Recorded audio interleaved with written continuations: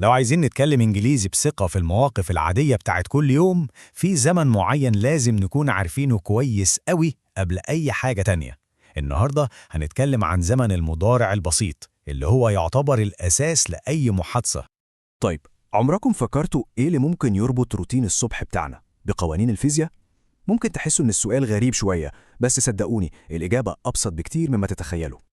الإجابة بكل بساطة هي زمن المضارع البسيط. هو ده بالظبط كده الخيط اللي بيربط كل حاجة ثابتة في حياتنا، من أول أبسط عادة بنعملها كل يوم لحد أكبر الحقائق العلمية.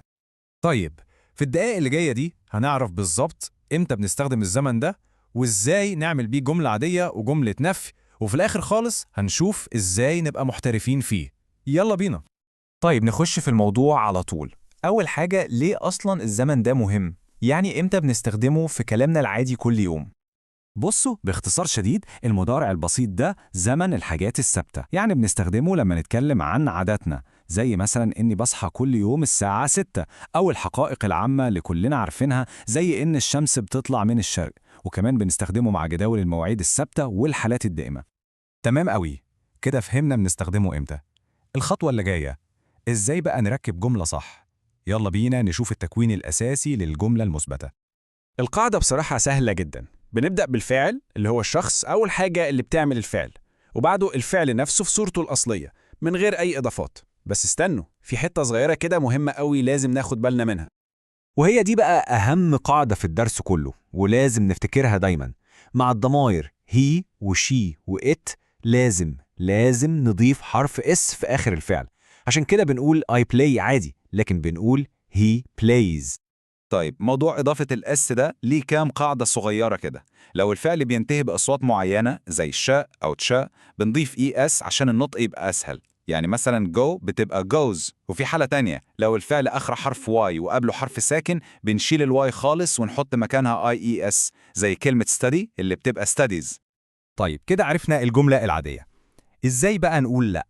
يعني إزاي ننفي جملة في المضارع البسيط؟ في الجزء ده هنتعلم الطريقة الصح بالظبط. الموضوع برضو بسيط.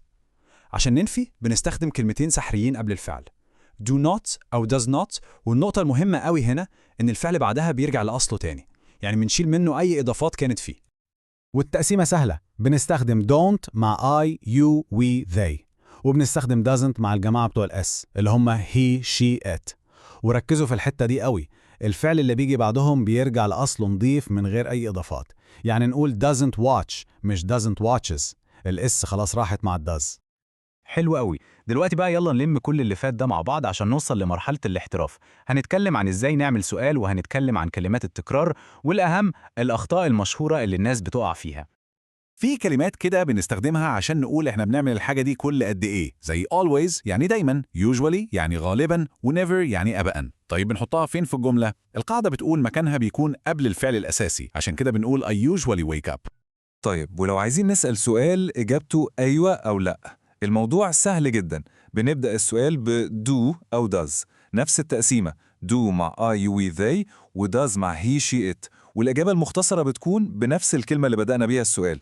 نيجي بقى لأهم جزء، الأخطاء اللي كلنا بنقع فيها ولازم ناخد بالنا منها كويس قوي. في قاعدتين ذهبيتين. القاعدة الأولى، بعد do أو does في أي سؤال أو نفي الفعل لازم يرجع لأصله من غير أي إضافات خالص. القاعدة التانية ودي مهمة جدا، ما ينفعش نستخدم is أو am أو are مع فعل تاني في المضارع البسيط.